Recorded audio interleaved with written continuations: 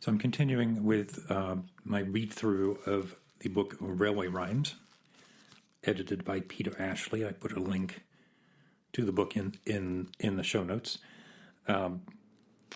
Just to recall the objective here, this is a book of, 100 or so poems, all related to trains, railways. The book is organized in a number of sections. The first section is called Navigating. The second section, Engineering. The third, Waiting. The fourth, Traveling. And then the final, fifth section, Musing. And I'm reading through them in order as they are curated in the book. And then speaking to the poem, any thoughts or ideas that are prompted by the poem. So today's poem is by William Wordsworth, and it is called On the Projected Kendal and Windermere Railway. And just to give you a heads up, I love me some Wordsworth, but I'm not sure that I love this poem in particular, but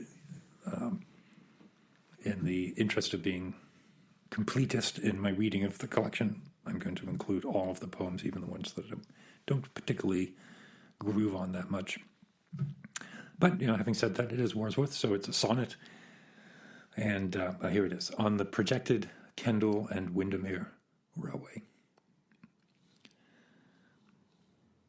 Is then no nook of English ground secure from rash assault, schemes of retirement sown in youth, and mid the busy world kept pure as when their earliest flowers of hope were blown, must perish?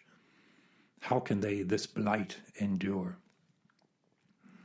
And must he too the ruthless change bemoan, who scorns a false utilitarian lure mid his paternal fields at random thrown? Baffle the threat bright seen from orist head, given to the pausing traveller's rapturous glance. Plead for thy peace, thou beautiful romance of nature, and if human hearts be dead, speak, passing winds, ye torrents, with your strong and constant voice, protest against the wrong. So Kendal and Windermere are two lakes in the Lake District, part of the Midlands area in Great Britain, and absolutely associated with Wordsworth and his romanticism and constant reference to the force of nature within his poems. This particular poem was written quite late in his life. He was the poet laureate by this point. It was written in 1844. To give some reference, Wordsworth then died in 1850. He was born in 1770, so do some quick math. He was in his 70s when he wrote this poem. And it is part of a letter-writing campaign that Wordsworth engaged in with the Prime Minister and with the general public. I think the Prime Minister was Gladstone. To a letter-writing campaign to prevent the building of this railway into the center of the Lake District. Okay. So not exactly an outpouring of the spirit of romanticism, right? It's a poem written with a political agenda, referencing the ideas of romanticism. But my first problem with this poem is it's definitely the elder, curmudgeonly Wordsworth. And he's opposed to this railway. Okay, so he's opposed to it for the same reason that people are always opposed to new technologies that impact the landscape. And those concerns are both valid and invalid. He is concerned that the railway will destroy the landscape. It's a valid concern. But he lands on, I think, a distasteful side. The railway allows access. And I think what Wordsworth is reckoning with here and wrestling with is the more access you have to these remote, wild landscapes, the less remote and wild they become. So it's a dilemma, right? There's enormous power and benefit in our ability to experience remoteness, but the availability of that remoteness countermands that very healing benefit. Now, I think where this gets, in my mind, I think he's on the wrong side, is that in 1844, the Industrial Revolution in the United Kingdom was consolidating workers and resources in urban environments, in factory environments. And so the very people who by rights deserved this access to the remoteness, into the wilderness, into the power of nature, Wordsworth reckons with, would be denied that if this railway were not being built. So how do you deal with that? Like, there's similar arguments now about windmills, wind turbines, which, or wave machines in the ocean. How do you weigh the impact in a landscape against the benefit of those technologies? I mean, I don't know the answer to that, but I don't feel like we have a rational and coherent way of even thinking about it. What's particularly interesting, of course, these steam railways are now, we consider them a part of that landscape. We look back on that kind of transport with the same kind of nostalgia. I mean, we consider it part of the remoteness of the landscape. We consider it a necessary, almost, image associated with it. When you think of Turner and his steam portraits, the roughness of the technology is as exciting as the roughness of nature. And we should be clear, like in this poem, when Wordsworth says, "Thou beautiful romance of nature," this is not the kind of bucolic naivety that you would find in perhaps sort of a Baroque opera with sort of cherubic shepherds frolicking with nymphs by a babbling brook. I mean, these are ideas of nature where nature is the most destructive and awesome power available, the presence, awesome presence. And now over time, we, from our position here today, look on the railway that Wordsworth was complaining about as part of that same landscape. So the line, false utilitarian lure, where Wordsworth said, and must he too the ruthless charge bemoan who scorns a false utilitarian lure. So Wordsworth is right here. He's criticizing the railway companies. I mean, don't get me wrong, I'm not an advocate for the primacy of private ownership of the common land, which is absolutely what was going on with these railways. They weren't building the railways in order to benefit the common man. This was not Marx and Engels designing the railways. They were Victorian capitalists who were doing it to consolidate the availability of resources so that then they could profit off those resources. And while profiting off them, they were then funneling those resources into the very factories in Manchester and Birmingham, the other industrial centers in the Midlands and north of England, where those workers then would work grueling, prohibitive and cruel hours in their factories. So the railway was absolutely an extractive mechanism. It was colonial in the same way that the Victorian Empire spread out and brought resources in to Great Britain in order to then funnel those resources into a very small group of people.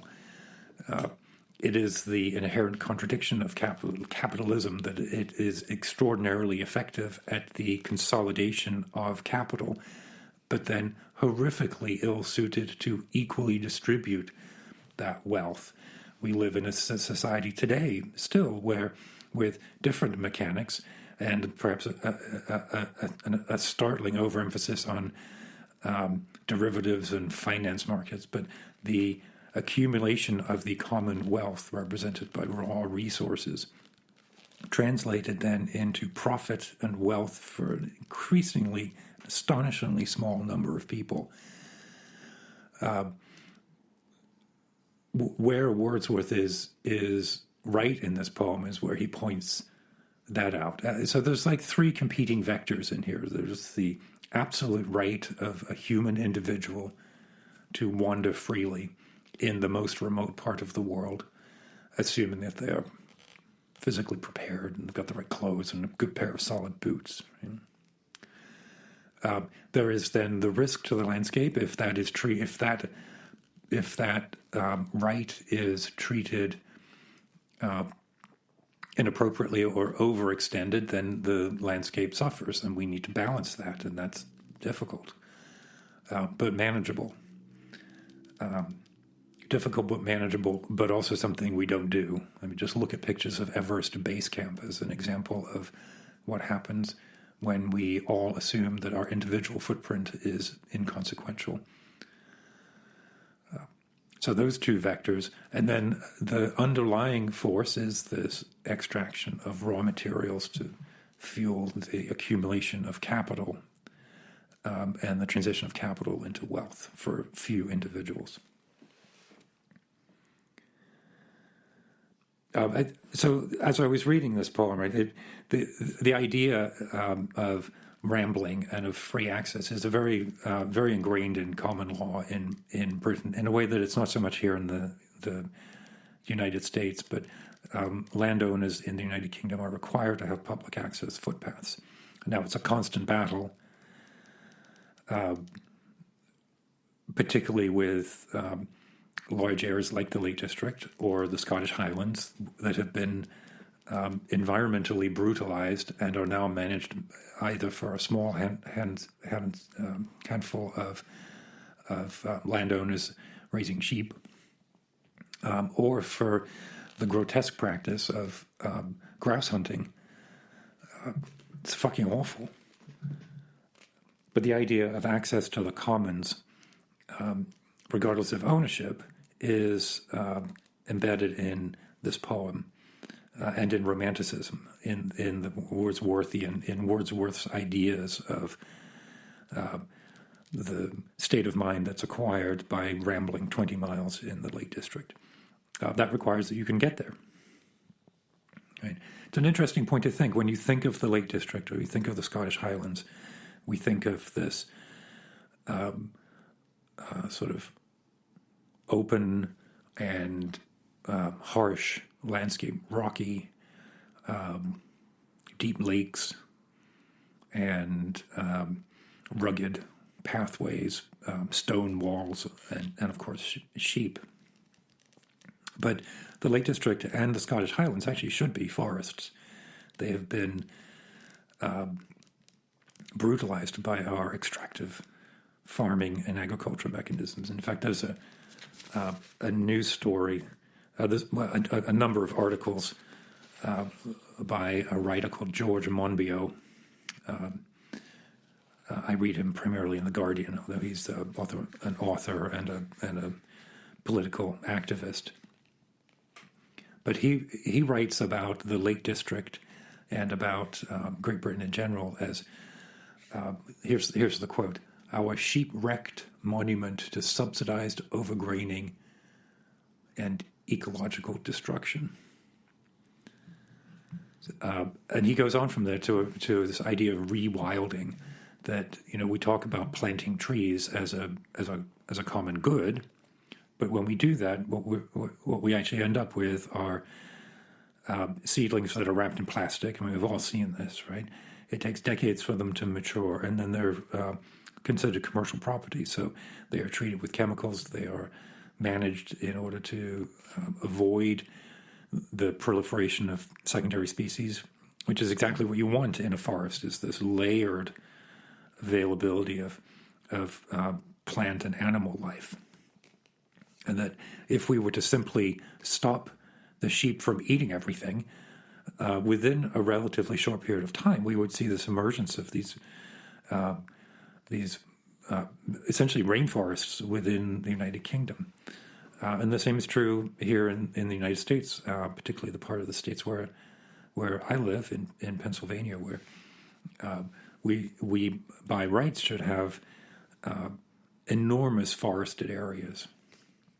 And either because of agriculture or industrial and now suburban development, we have fewer and fewer of those areas, and we have more and more areas that are simply large swaths of concrete with absolutely no ecological benefit and absolutely terrible ecological destructive powers, particularly here where we have a lot of rain and drainage. We're constantly threatened by flooding simply because we put concrete where there used to be forests. So this idea of rewilding, there's a video that I'm thinking of that I've seen. I'll dig it up.